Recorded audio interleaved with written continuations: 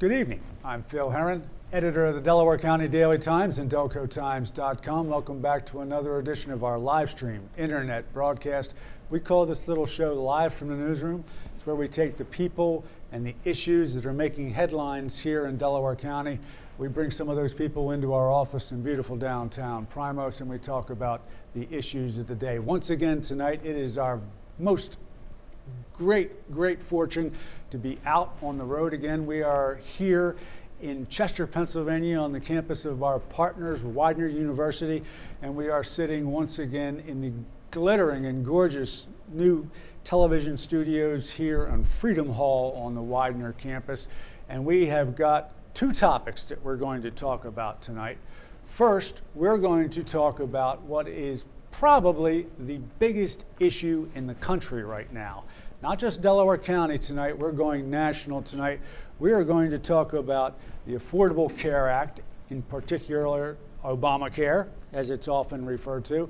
And then later on in the show, we're going to get an opportunity to talk to some Widener students who are going to be heading out to Harrisburg for something that is referred to as Lobby Day out in Harrisburg. They're students here, and they obviously have some issues that they would like to see brought to the fore in the state Capitol. But first, I am very lucky tonight to be joined by a person who's going to talk about both important ends of the spectrum when it comes to health care and the Affordable Care Act. I'm joined to my right by John Culhane. He's a Widener law professor and director of Widener's Health Law Institute. Professor, welcome to the show. I guess first things first, let people know what exactly is the Widener Health Law Institute? Well, it's just what it sounds like. We are a policy and teaching institute at the Widener Law School, and we run programs, certification programs for students interested in specializing in health law. We bring in speakers and do symposia, around health law issues, and we go out and speak in the community and at forums like this. So basically anything you can think of relating to the intersection between health and law, that's what we do. It's interesting with the huge spike in the conversation across the nation when it comes to healthcare. Are you seeing more kids being interested in that field? Yes, very much so. We have good enrollment in our basic health law courses, our upper level electives, and students coming into my office with all kinds of questions about employment opportunities. So. All right, first, a little news. If you have not yet heard it, and if you're still wondering, there actually has been an extension. We were building it to a crescendo to the March 31st deadline on Monday of people having to enroll in the healthcare exchanges. That has been extended, sort of. John, you can explain to people what I mean by that. I'll put an asterisk on that, and then I'll leave it to the expert to explain. Right. So it's not like the other extensions that you've heard so much about. Extensions of time for large employers and middle-sized employers to basically cover their employees. This is a much more limited extension. And the idea here is that if you are in the process for a period of time, if you've been in the process of enrolling, but you just can't finish by the 31st of March, you can have some extra time, not specified exactly how long. And this would be people, for example, who have translation problems, who don't have English as a first language, or for people that are in the process of enrolling, especially younger people who maybe can't get documentation for identification as quickly as people that have an established credit history. So that's the idea, and the expectation is it'll be about 2 or 3 weeks at the most. But this is not still something that people should wake up Monday morning and say, hey, you know what, I guess I better get about registering for that one of the exchanges. Oh, but of course they will, right? I mean, it's human nature. So if my deadline is Monday the 31st, I might still think, especially if I haven't been following close attention, I could just do it on Monday. And those are the people I think this extension is trying to capture. All right, but not a good idea. There you go. Why don't we go back to the beginning, or at least the start of the beginning, and that is, not surprisingly, the Affordable Care Act wound up before the nation's highest court.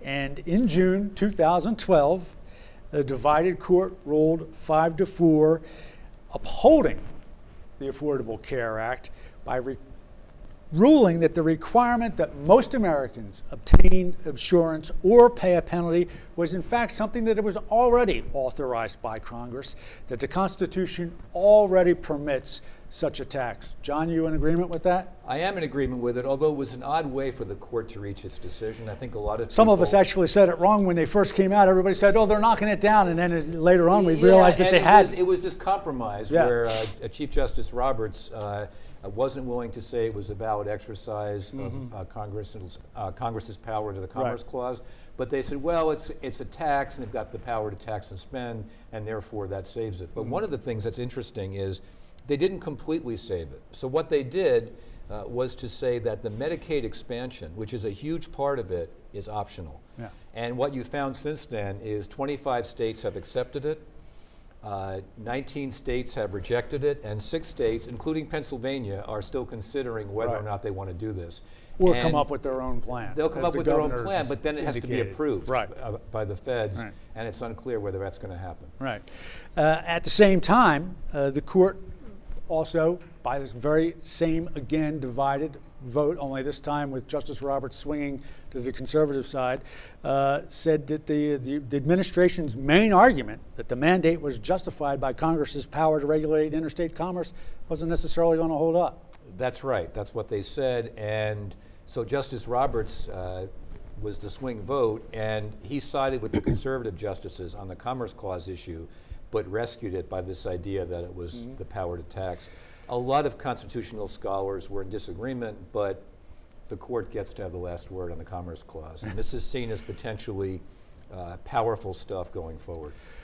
All right, when you talk about it's a good thing, I suppose, that we have students from Dr. Wesley Leckrone with us, and also Professor Angie Corbo, and doing some public relations, because they roll out the Affordable Care Act, and literally into their lap falls one of the truly great public relations nightmares, in the fact that the website had all kinds of problems. So immediately they find themselves digging out of a huge hole.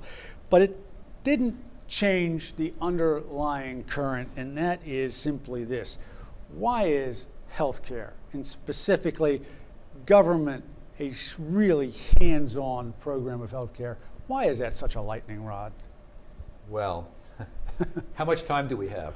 I mean, I think that's a great question. And in a lot of countries, it's not this kind of lightning rod, right? So in most of the other countries we like to compare ourselves to, they have a guaranteed health care for all, and they spend a lot less of their gross domestic product on health care than we do. I think the second highest is 12%, and we're spending 17% and not necessarily getting better outcomes. So you would think it would be sort of a no-brainer to move towards some kind of universal system, but that's not been our history. And for complicated reasons that my political science colleague can probably speak to with more authority, it's always been resisted. So going back to the 1930s, Franklin Roosevelt proposed in the Social Security Act that they include universal coverage. And so it's been something that's been on the table kind of intermittently for, I guess, the better part of 80 years at this point.